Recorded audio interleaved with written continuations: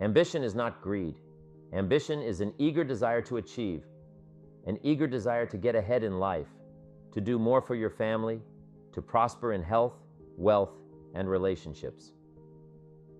Ambition is a powerful force. The power of ambition turns hopeful wishes into reality. It leads you on the right course to the good life. Legitimate ambition says, I only want something at the service of others, not at the expense of others. If it is your ambition to be great, you must first find a way to do so by serving others. If it is your ambition to be wealthy, you must first learn how to give. If it is your ambition to be healthy, you must first learn to stop doing the things that can make you and others sick. Today, I will share with you, my friends, why ambition is at the core of every success. I encourage you to listen well and take notes on the information that is relevant to you.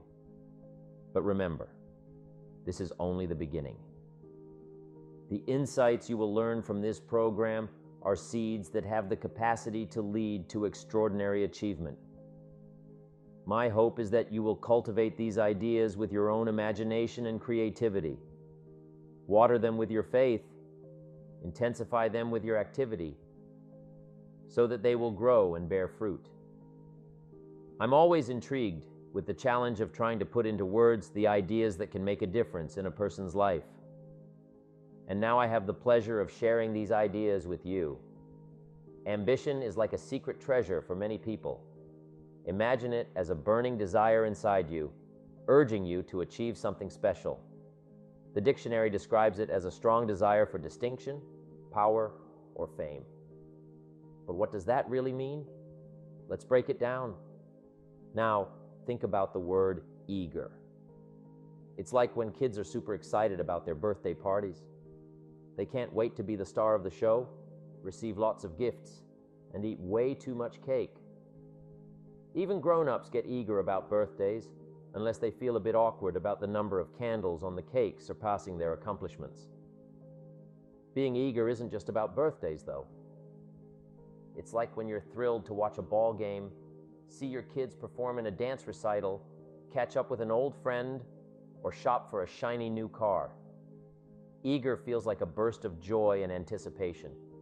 The problem is, living a better life requires more than just wishes. We've all heard people say, I wish I could lose a few pounds, especially after a big meal. But to make that wish a reality, we need a strong desire to exercise and eat better. Likewise, some wish they had more money to ease their financial pressures. But wishing won't change much unless it turns into a genuine desire for change. If we truly desire change, we need to take action instead of just wishing things were different. True ambition requires discipline. It's about having that inner voice saying, if I want something tomorrow, I need to start working on it today. Ambition is a daily commitment, not just a fleeting wish. But living ambitiously isn't easy. While some seem to have everything go their way, others struggle to make ends meet. The difference lies in ambition. It's about having dreams and goals that pull us forward, even when faced with obstacles. Dreams are powerful. They drive us, helping us overcome challenges. But for dreams to be effective, they need to be clear and vivid. Like the settlers who dreamed of a better life out west, we need to envision our future success to keep pushing forward. Being a dreamer means seeing the finish line while running the race, or hearing the cheers during a tough project.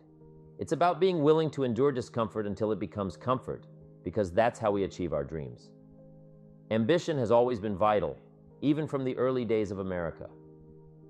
Pioneers crossed the country with dreams of a better life, while figures like Ben Franklin inspired self-improvement through hard work and diligence. In the end, ambition is what separates those who thrive from those who merely survive. It's about turning wishes into desires and desires into actions. And with ambition, anything is possible. Now, in addition to these witticisms, Ben Franklin gave us 3 principles of success and ambition that have withstood the test of time. Number 1, Happiness doesn't come from big pieces of great success, but from small advantages hammered out day by day. What Mr. Franklin is saying here is that we must be happy with what we've got when we're in pursuit of what we want. Too often we say, "Oh, I'll be happy when I just get that promotion. I'll be happy when I just land that contract. I'll be happy when I just have more money. I'll be happy when I just what?" You won't be any happier when you reach your goals than you are right now. It just doesn't work that way. Abraham Lincoln said it best. He said, "You'll be as happy as you make up your mind to be right now. Whether you're on your way, whether you've already gotten there, you'll be as happy as you make up your mind to be now, right now." Being happy on the way doesn't mean you can't aim for great things. After all, look at everything Franklin accomplished in his lifetime. It means that big achievements come one small advantage at a time. It means that you've got to enjoy the journey. It means that you must enjoy and take pride in your little accomplishments. It means enjoying who you are becoming in pursuit of your eager desire. Every day, every single day. Ben Franklin's second principle said that life is plastic. Within each of us is the power to mold ourselves and mold our environment. It is up to each of us to begin this molding process with a final product in mind, and it is within our power to work it and form it every minute, every day, every month, every year. By using your mind and your abilities and your attitude to work a little each day on molding your life, you'll soon see how magnificent your power is to gain those small advantages each day, the little steps it takes to build up to success. Principle number 3, success is a pleasure. Success is a pleasure. If what you are doing today isn't satisfying, gratifying, guess what? You're really not successful. If you are not fulfilled with what you are doing today, you cannot possibly be successful. It doesn't matter how many worldly possessions you may have, how many cars, how many toys, how much money. If you're not happy with your life as it is, you cannot be successful. Success means different things to different people. For a school kid, it might be getting a top score on a test. For a homemaker, it could mean having a happy family and a well-managed household. And for a professional, it might be closing a big deal or achieving recognition for their work. But one common trait among successful people is that they're happy with who they are and what they're doing. They feel content and satisfied with their lives. Success brings them joy. Take a moment to think about what you've accomplished today that makes it a successful day for you. It could be anything, big or small. Writing it down helps you recognize the good things that happen each day.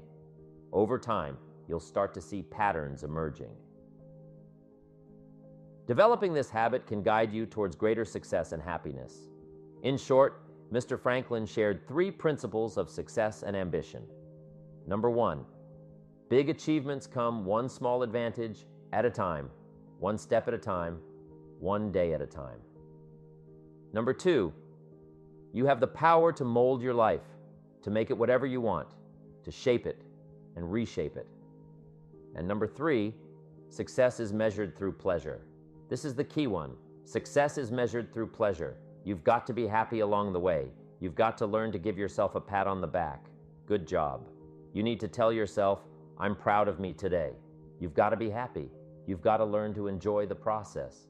These ideas are really just common sense. They're practical. And William James, a renowned American philosopher and psychologist, agreed. He founded a philosophy called pragmatism, which means being practical. It's about testing the validity of an idea by its practical results. Instead of just accepting something, you question it and judge its usefulness based on what it can do for you. One of the questions William James tackled was, what does it mean to be successful? After much thought, he described success as a combination of 2 things. Firstly, it's having an inner ideal and following it persistently with courage. This means setting a goal and having the determination to achieve it, no matter what. It's about promising yourself that you'll keep going until you've reached your goal, even if it takes a long time. Step by step, piece by piece. You keep going until you get there. Until is a powerful word. It means you'll never give up and you'll keep growing and learning along the way. Secondly, success involves outer achievement related to that ideal. While this is important, William James realized that the inner aspect is actually more crucial. As long as you're working towards your inner goal or dream, you have the potential for success. But if you give up on your inner vision, true success becomes impossible. Success is personal, and it's about taking small steps towards your goal for however long it takes. Let's take a moment to think about this. When you start achieving your goals, step by step, you'll notice changes happening around you. Maybe they're small changes, things you might not even notice unless you're paying attention. For example, if you're used to staying up late and struggle to get up in the morning for work, try making a small change like going to bed half an hour earlier. Over time, you might find yourself waking up in a better mood, getting more done, and finding it easier to work with the people around you. It all starts with making one little change and building on it every day.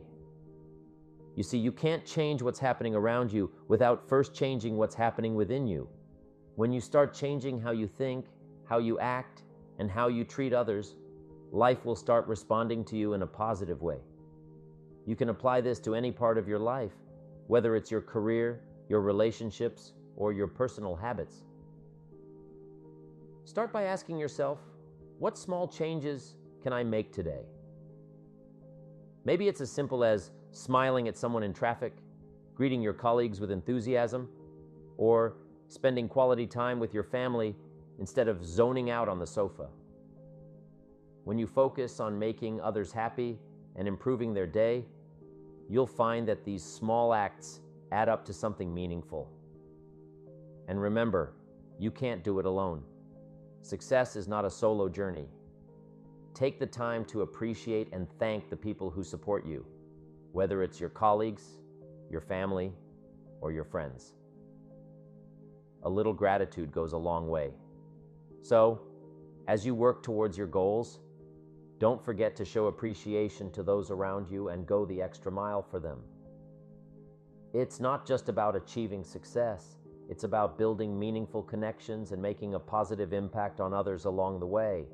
Once you've made up your mind to set sail towards your goals, go for it with all your might and stay focused on your new course. Don't let worries about the challenges, obstacles, or negativity deter you. Ignore what others may say and keep your eyes fixed on your destination. Even when strong winds blow against you, if you stay committed to your path, they will ultimately propel you forward towards your dreams and aspirations. Your determination will carry you through the stormy weather. There are countless inspiring individuals whose experiences we can learn from today. People who have faced adversity and emerged victorious. They may be famous figures or ordinary individuals with extraordinary stories, perhaps even someone you know but haven't heard their tale. These are people who had a vision early on, pursued their ambitions relentlessly, and turned their dreams into reality. For instance, consider the story of my friend's father.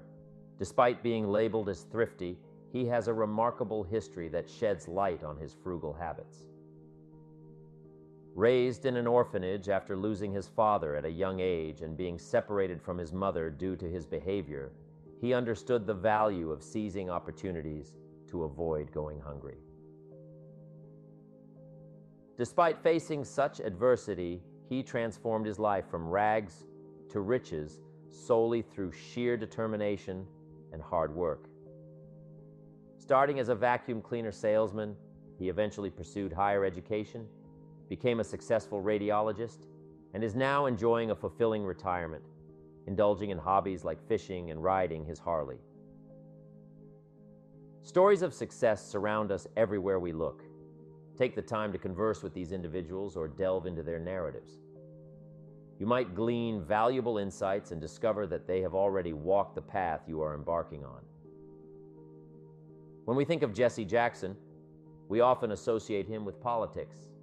However, Many of us are unaware of his earlier work with inner-city youth in the ghettos.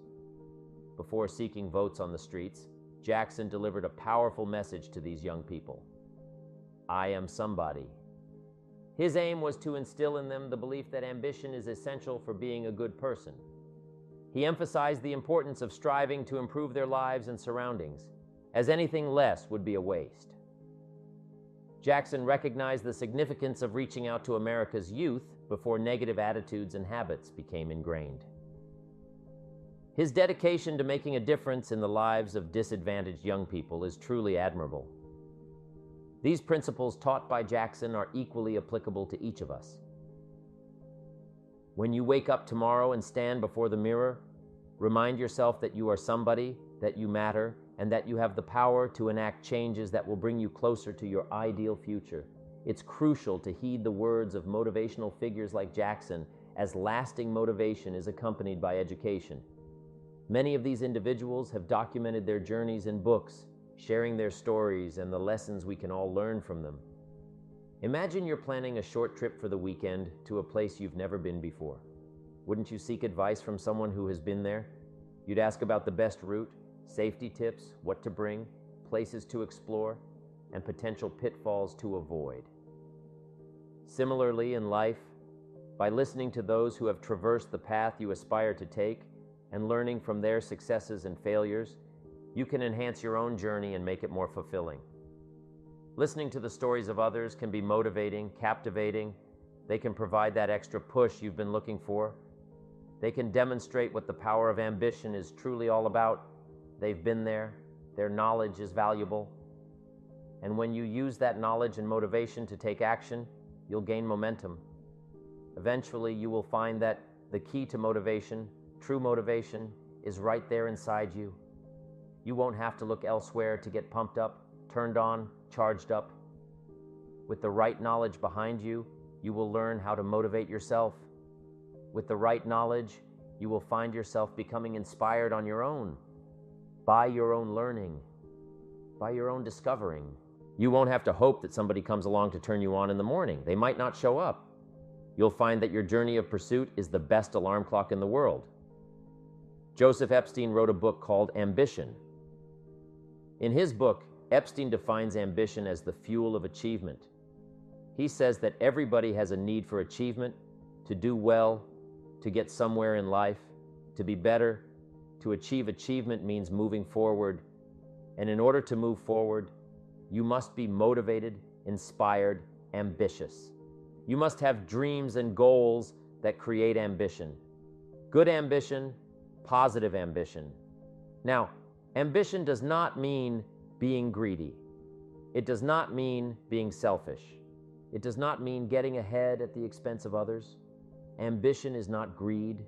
Ambition is not avarice, an all-consuming desire for wealth. Ambition is not hoping you can win at the expense of others.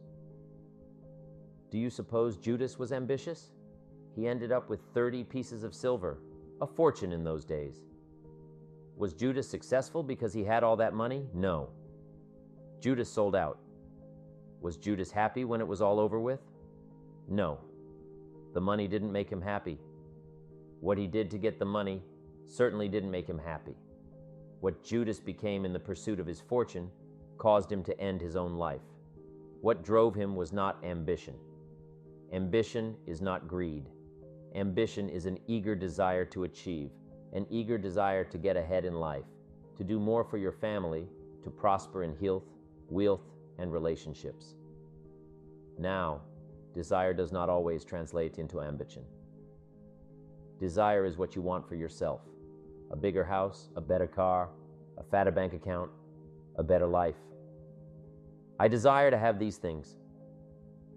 Ambition is how you get there. Desire is sometimes healthy. Desire is sometimes unhealthy. Desire might say, I want the tallest building in town. The destructive side of desire might urge you to tear all of the other buildings down. I guess that's one way to do it. You might get away with tearing down the first one and maybe the second one. But in your desire to tear them all down, sooner or later, some guy is going to be standing out in front of his building saying, I'm on to you. Get out of here. And pretty soon, you're no longer known as a builder. You're known as a destroyer. Now, the second way to have the tallest building in town is to see it, dream it and plan it and put your team on it, work on it, go through all of the steps to get there, do it right, have the ambition to be the owner of the tallest building in town, and go through all of the right steps to get there. If you really want it and have the skills to do it and the patience to weather all of the storms, your ambition will lead you there. Having the ambition to do what it takes to get you where you want to go is good. Ambition is creative, and constructive ambition is an expression. It's something inside of you want to express in a positive way. I'm sure you have dreams of accomplishing great things. Are you ambitious enough to realize these dreams? Are your dreams strong enough to pull you toward your future? Are they vivid enough to see the end result now? Are they worthy of doing until you get there? What are your reasons for creating these dreams? Reasons vary from person to person. I bet if you did a little soul searching, you could come up with a fairly strong list. The list of reasons why is it so important to achieve these dreams. What are you trying to express? These reasons for accomplishing great things are different for everybody. There are personal reasons, sometimes uniquely personal reasons. Some people do well for the recognition. Some people do well because of the way it makes them feel. They love the feeling of being a winner. And that is one of the best reasons. Once in a while, I hear someone say, "If I had $1 million, I'd never work another day in my life." Hey, that's probably why the good Lord sees to it that he doesn't get his million, because he would just quit. Family is another reason, a motivator for doing well. Some people do extremely well because of other people, and that's a powerful reason. Sometimes we will do something for someone else that we would not do for ourselves. I know a lady who was getting back on track from financial disaster. Even though she didn't have much of anything left, her primary motivator was to keep her daughter in private school, an expensive one of the best in the country. Although her goal was to financially surpass where she was before her economic fall, her main reason to work all of those extra hours was to give her little girl the best possible education. As you can well imagine, wanting to do something for someone else led her to all sorts of other accomplishments as well. How fortunate are the people who find themselves greatly affected by someone else? It's powerful. What has you getting up early, hitting it hard all day, and staying up late? What has you inspired? What are your reasons for doing well? What's at the core of your quest? What is the power behind your ambition? Think about it, jot it down, do some soul searching. Define your reasons so they will work better for you. So now we have determined that it's in your best self-interest to be ambitious. Self-interest, self-preservation. As human beings, we can't help but be interested in our own self-preservation. We can't help but be self-interested. It's one of the strongest urges we have. Interested in our preservation, interested in our development, interested in our success. There's certainly nothing wrong with self-interest, but here's the catch. Self-interest must be enlightened as to what truly serves us best. Realizing that self-interest is acceptable was a huge relief for me. We're not talking about selfishness here. We're talking about self-interest. But not just any self-interest. It needs to be enlightened and educated. Self-interest should aim to benefit from serving others, not at their expense. When self-interest starts to harm others for personal gain, it veers into greed and evil territory. It's like saying, "I win, you lose." This marks the beginning of a dark path in human nature.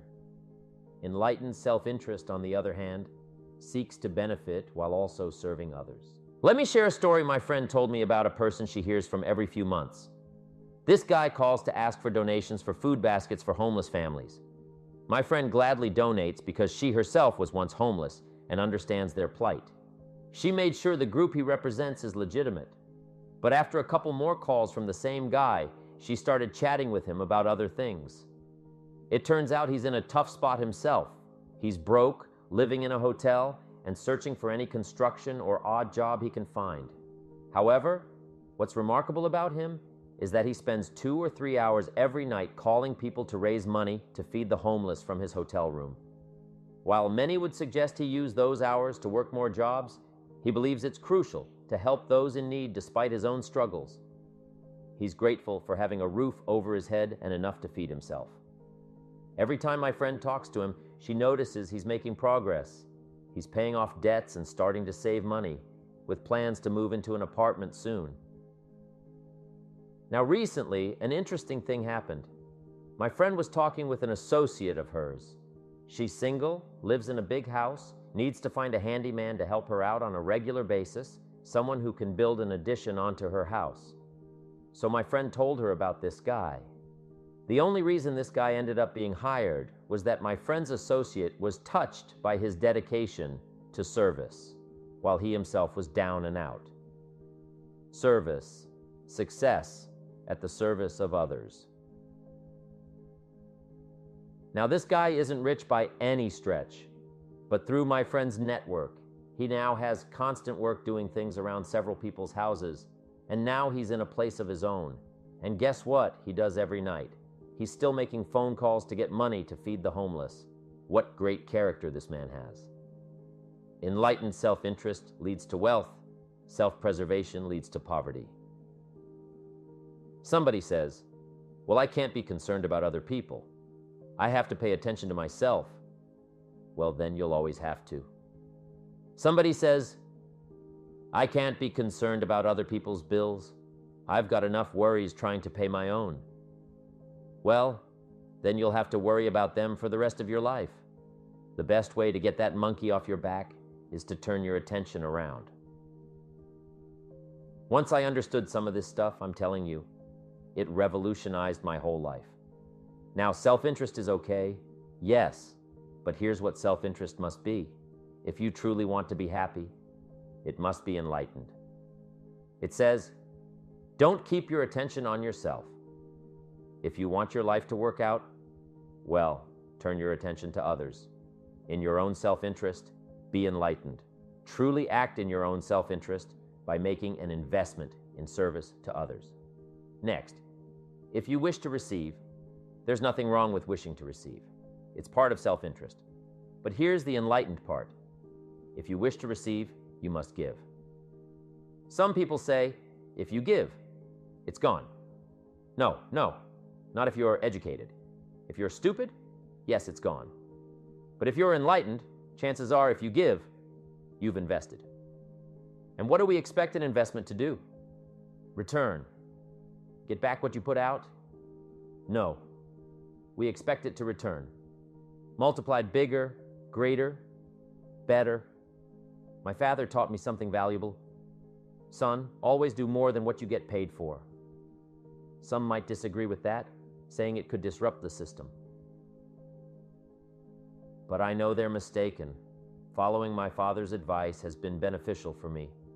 Why? Because doing more than you're paid for is an investment in your future. If you're aiming for a big promotion, you can't just ask for it and expect it to happen. You have to demonstrate your worth in your current role. Stand out by exceeding expectations. When opportunities arise, your boss will notice your efforts and be more inclined to consider you for advancement. Doing more than you're paid for isn't just about the present. It's about investing in your future success. It's one thing to make a sale. I'm telling you, if you make a sale, you'll make a living.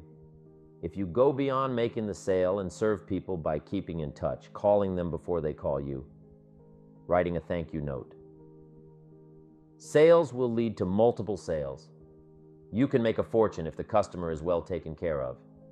People who are well taken care of will open doors you can't get through by yourself. All of us have found ways to make a living. What got interesting for me early on was to figure out ways to make a fortune. You'd say, well, Mr. Rohn, how would I deserve to make a fortune? It's easy. Render fortunes of service. People will do things you cannot believe. For people who give them good service, here's one of the greatest gifts you can give anybody. The gift of attention. In return, they will do extraordinary things for your career, take you by the hand, and lead you to more people than you could meet by yourself. Always do more than you get paid for. Next, in enlightened self-interest. Life responds to deserve, not need. Life was not designed to give us what we need. Life was designed to give us what we deserve. What we deserve. Once you understand that little life principle in your own self-interest, I'm telling you, it's life-changing. The ancient law does not go like this. If you knead, you will reap. No, it doesn't work that way. A lot of people out there are hoping it works that way, but no, it doesn't. The ancient law goes like this. If you plant, you will reap. If you sow, you will reap. Someone might say, I really need to reap rewards. Well then, you really need to plant seeds in your own self-interest. Your self-interest must learn how to plant effectively so that everyone benefits, because life doesn't respond to mere need. You can't approach the soil and demand a crop by saying, I need it. The soil simply smiles and replies, don't bring me your need. Bring me some seed. Bring me effort. Bring me discipline. Bring me interest. Bring me service. If you bring these things, I'll reward you multiplied by 2 times.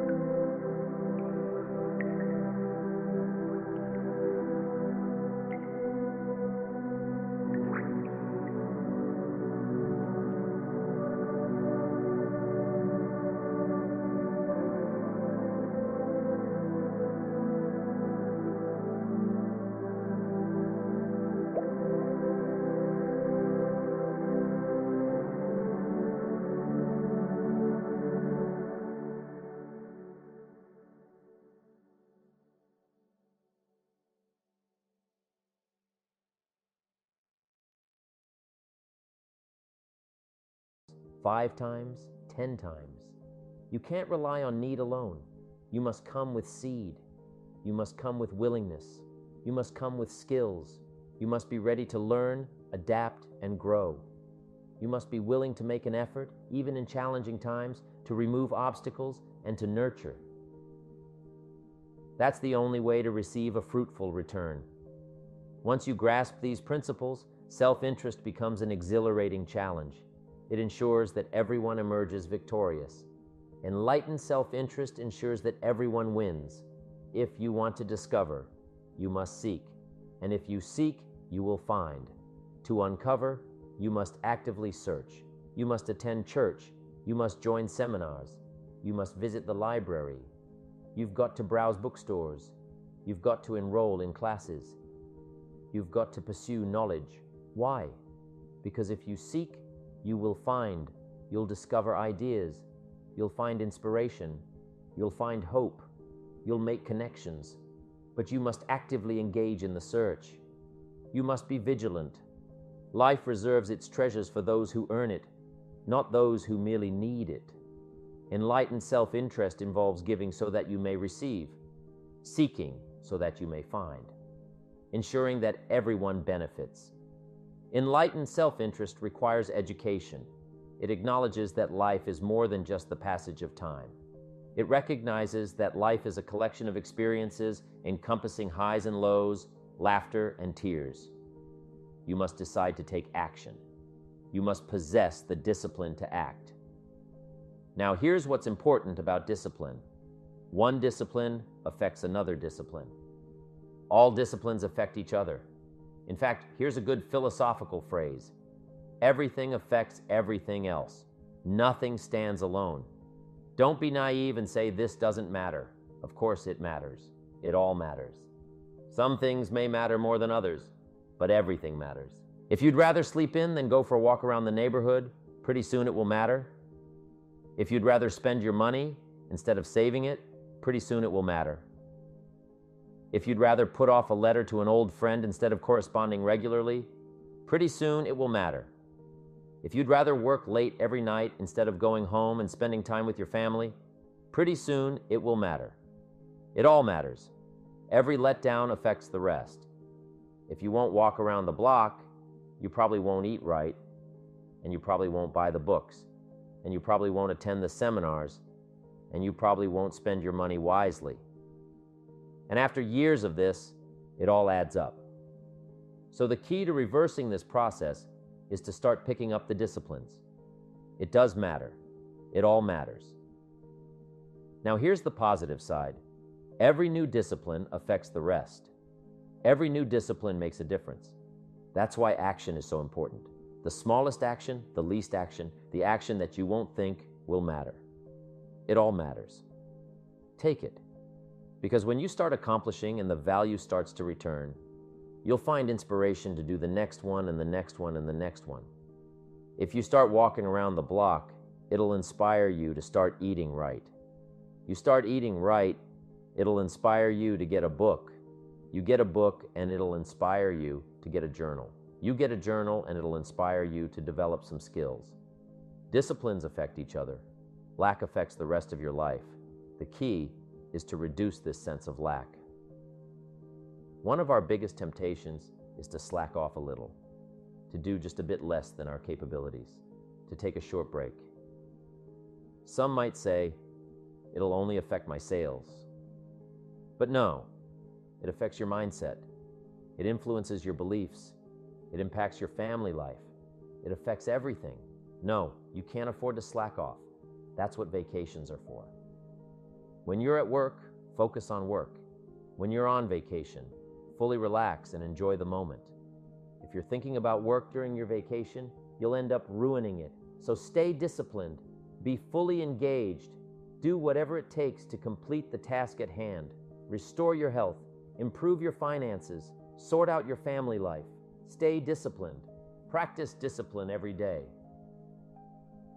When you establish habits that provide structure to your life, remarkable things can occur. They can multiply. And let me tell you, anyone who wants to drastically improve their income can do it. I was broke at 25 and a millionaire at 31.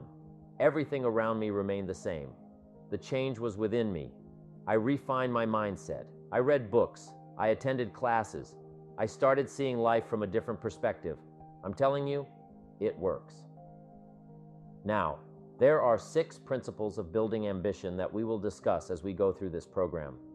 These principles work together, creating and directing energy, directing your energy toward achievement, directing your energy toward self-expression.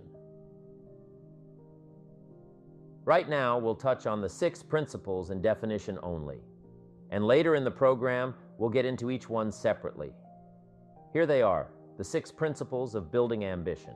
Positive self-direction, knowing who you are and where you want to go, accumulating the knowledge and being prepared for opportunities that come your way. Self-reliance, taking responsibility for your own life, taking responsibility for whatever happens to you, knowing that what's happening in your life is the direct result of your activity, counting on you, self-discipline, ambition at the daily level, knowing that you can reach your goals one step at a time, one day at a time, one activity at a time, and doing everything it takes to get there every day.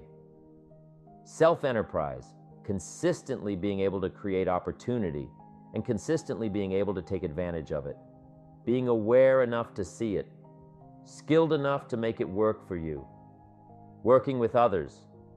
We must make ourselves stronger to benefit us all. We must succeed at the service of others. Learning how to take your skills, enterprise, reliance, and direction to the table to create true success. Self-appreciation. Appreciate your accomplishments. Appreciate your potential.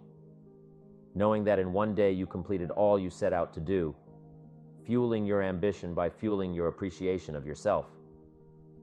Each of these principles, when activated correctly, helps to develop your ambition, your eager desire to get more out of life, to gain wealth, to gain prosperity, to have a better family, to build a better business. All of these principles work together in creating and directing energy toward achievement and self-expression. All of these 6 principles are required to build the 3 cornerstones of a truly ambitious person: focused concentration, resilience, and integrity. You'll know you have unlocked the power of ambition when these 3 qualities, the cornerstones, become words that best describe you. So when we continue, we'll get started with principle number 1, positive self-direction.